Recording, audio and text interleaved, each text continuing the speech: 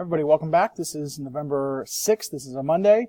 Today's discussion will start with a bell ringer that reviews the graphic organizer we did Thursday and Friday last week. So if you have that graphic organizer, you can take that out and get your answer down for the bell ringer. Then you come into class, you can download, get a bell ringer and answer your question on that. Or if you missed, you can just put absent for that day. I just asked them to run over, do you believe the government's actions during each of these events were justified? Meaning, was the government right in doing what they did at this point? We kind of did a discussion on that, got answers, got reasons why, and kind of deliberated and discussed that a little bit further. All right. However, what we did afterwards is we went over current events, did some current events discussions, and then we started looking at this demand for Republicans. Now, when I asked people in class, how many people have ever heard of Harding or Coolidge before? Not many people understood, one, who these people were, and two, if they did hear of them, what did they do? There's a reason for that. And I used a metaphor in class. I took like a chair in the room, and I essentially put had a volunteer sit in the chair, normal as it was, and they were, I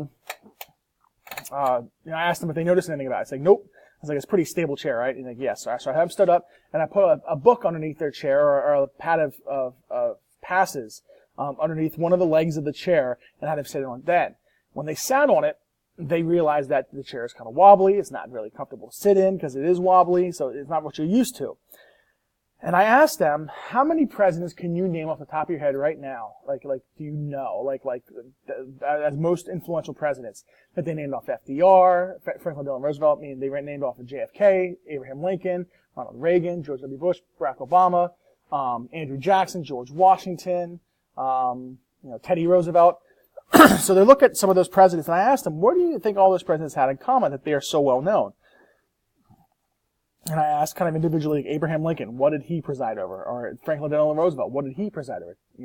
John F. Kennedy, what was his presidency like? Or George W. Bush? And they went over each one, and they realized that each of these presidents had a very profound impact during their presidency, which allowed them to essentially become very well known because they had to do a lot within their presidency. Harding and Coolidge is exactly the opposite. The reason why I had the chair set up the way I did, and then I told you the story, is that when you sit on something, you don't notice it, especially if it's stable. If it's stable, if it doesn't move, it's what it's supposed to be, you're not going to recognize, you're not going to notice it. That's stability. If something's unstable, you are going to notice it because it needs fixed, and you're trying to do whatever you can to fix it. That's what those presidents did. They're like the Lincolns, the Roosevelts, the Bushes, the Obamas. They had something that they saw wrong with their society in America, and they tried fixing it. These two presidents, Harding and Coolidge, there's not a lot that goes on wrong for them during their presidencies. There are some scandal every now and then, and it's not without scandal, but the Americans in the 1920s really have this demand for Republicans for two reasons. All right, they believed in the same goals, and those goals were favoring big business and to restore social stability. Now, before I go further in these notes, make sure if you pause them, go to Canvas and download the notes page, because there's a guided notes page that we got for these next two slides today, because we only went through two slides today, so make sure you download it. So pause the video, start a new tab, go to Canvas, download that notes page, print that out, and then that way you can bring it to class and stay caught up, all right? But Harding and Coolidge, make sure you get these down. But they favored big business, and they wanted to restore social stability. To them, this is the recipe for economic growth. That is it. You can get big business going. You can get people feeling like socially they belong in the country, not from a standpoint of saying, I belong because, just because. You need to belong in the country and have, work hard and produce and positively contribute to the country. That's one way they can restore social stability, and that's what they're talking about here. So, recipe for economic growth is this: social stability and big business. We'll look at some of these throughout this unit. All right. So Harding, his foreign policy, he believed at all costs when it comes to foreign nations, avoiding political alliances. Political alliances, would you say? Obviously with World War I, Woodrow Wilson wanted to get us involved in the League of Nations. Many Americans weren't in favor of that. So what they did was they elected presidents who would keep us out of these entangling alliances. He believed in isolationism, meaning we would work hard with other nations. We would still work very closely with other nations, but we weren't going to get into alliances that would entangle us into conflicts that we didn't want to get into. For instance, let's say the United States makes a deal with Italy, and if we make a deal, Italy gives us something, but we owe them a favor in return, we're not going to want that situation, because what Italy could ask of us is something that we don't want to do. So this is something that we will look at moving forward as what Harding will stay away from. If we do work with other countries, we'll make sure it happens right on the spot, right then and there, and we'll move forward at that moment. If it's not going to happen right then and there, we're not going to be into it because we don't want to owe something to somebody or them owing something to us. So we don't want to get in those alliances that will entangle us into conflict that we're not prepared to get into. So that's kind of what it's all about.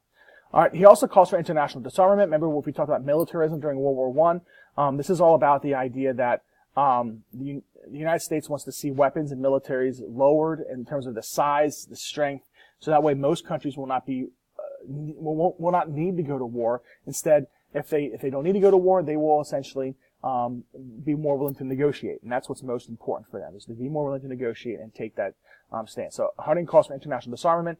However, nothing is officially signed, but he keeps pushing that as a policy. He also wants to continue international trade.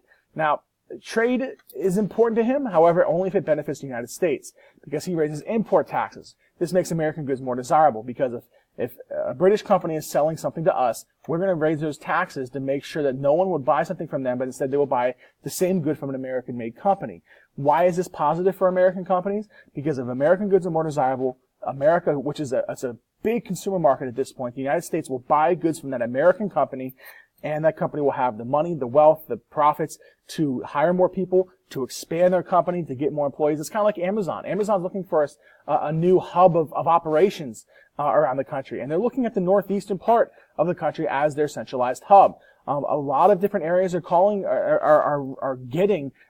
in bids to get Amazon to come to their area. Why? Because they will provide over 50,000 jobs for this area, and that's what everybody wants to see. If we keep Amazon here in this country, we use it and to our best of our advantages and to the best of our abilities, we can get more people more work, which gives people more money, which boosts our economy up. So focusing on American-made products is what Warren Harding wants to do.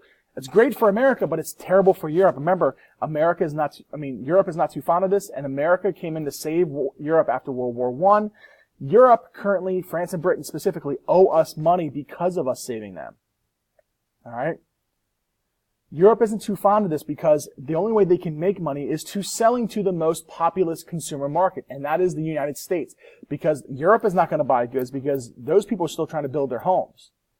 America right now has the most favored consumer market that any business wants to try to sell their goods to. So they're not too fond of these taxes because the only market they can sell them to is the United States. And the United States is raising the amount of price, the amount of tax that those people are going to have to sell their goods into. Thus, their goods become much more expensive, and as a result, they won't get any profits from that. The Americans want to buy from American-made products, which is great for America. But if Europe owes us money, there's no way they can make that money. It's like having a landlord, and the landlord requires the tenant to work on the property to keep it up. Like say one of the people that lives in his apartments, works and gets paid as a